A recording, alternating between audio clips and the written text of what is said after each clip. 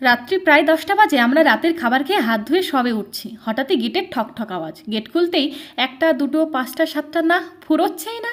ওনারা আমার খুব একটা চেনা জানা না হলেও গল্পের সূত্রে জানতে পারে আমার ঠাকুমার দুঃসম্পর্কের কিছু আত্মীয় স্বজন। আর এটাও জানতে পারি আমাদের গ্রামেই কোনো এক বাড়িতে দুপুরবেলায় নেমন্তন্ন খেয়ে গ্রামটা ঘুরতে বেরিয়েছেন আর রাত্রিটা এখানেই কাটাবেন, তবে রাত্রে কিচ্ছুটি খাবেন না।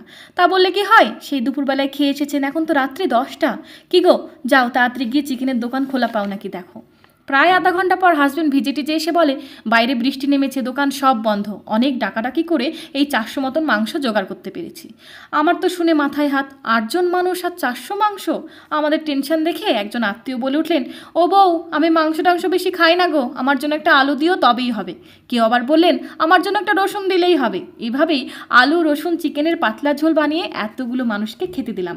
যদিও আমি চেখেও দেখিনি, তবে ওনাদের কথা শুনে মনে হলো মাংসটা নাকি হেব্বি হয়েছিল।